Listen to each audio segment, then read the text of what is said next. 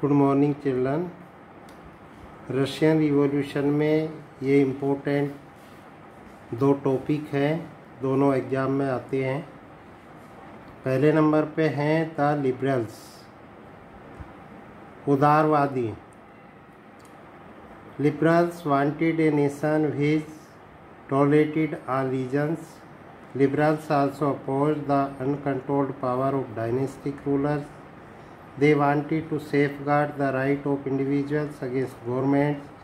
They argued for a representative elected parliamentary government subject to laws interpreted by a well-trained judiciary that was independent of rulers and officials. They did not believe in universal adult franchise, that is the right to every citizen to vote. इसका मतलब ये हुआ कि जो उदारवादी थे वे एक ऐसा राष्ट्र चाहते थे जो सभी धर्मों के प्रति सहनशील हो। वे वंशानुगत शासकों की निरंकुश शक्तियों के विरुद्ध थे। वे चाहते थे कि सरकार शक्ति के अधिकारों का दमन न करे। वे निर्वाचित सलाहकार, संसदीय सरकार, स्वतंत्र न्यायपालिका के पक्ष में थे। इतना होने पर भी वे लोकतंत्रवादी न थे। उनका सार्वभौमिक व्यस्क मताधिकार में विश्वास न था।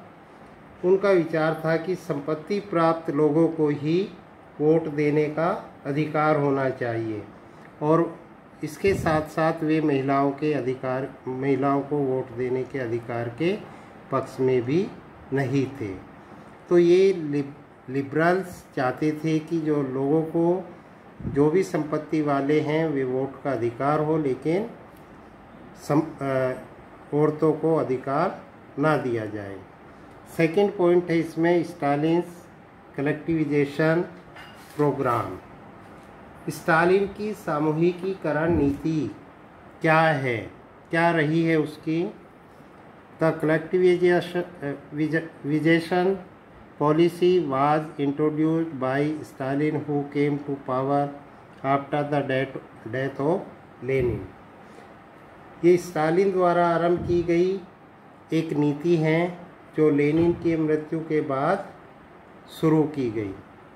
सेकंड पॉइंट है, it was argued that grain shortage was partly due to the small size of the holding. इसमें अनाज की कमी खेतों के छोटे आकार के कारण हुई थी। थर्ड पॉइंट है, to develop modern farms and run them along industrial lines with machinery. It was necessary to eliminate kulaks that away है land from peasants and establish state control all farm. इसमें दिया गया है कि छोटे आकार के खेतों का आधुनिकीकरण नहीं हो सका, और आधुनिक फर्मों को विकसित करने के लिए तथा उन्हें मशीनों के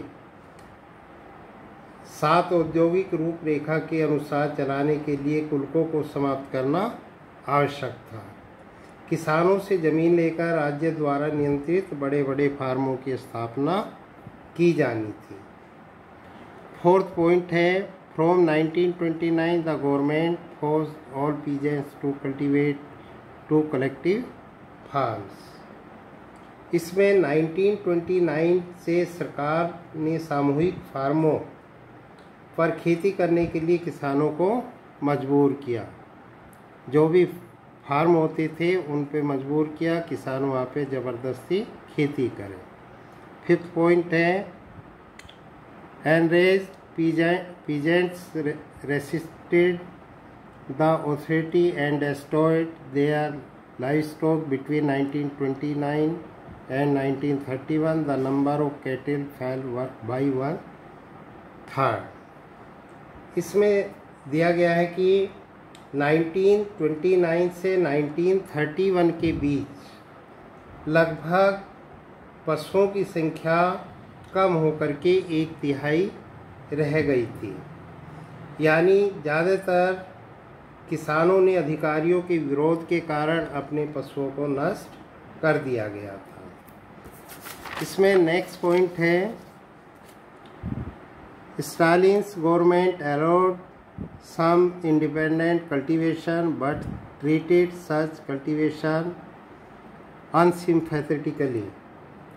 इसमें स्टालिन की सरकार ने स्वतंत्र खेती करने की आज्ञा दे दी थी कि स्वतंत्र रूप से आप खेती कर सकते हैं, और किसानों के साथ निर्दयता का व्यवहार भी किया। लास्ट पॉइंट है, in spite of collectivisation production did not increase immediately. उस समय सामूहिकीकरण के बावजूद उत्पादन में तत्काल वृद्धि नहीं की।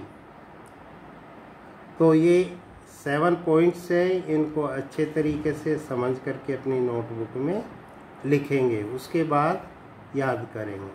धन्यवाद।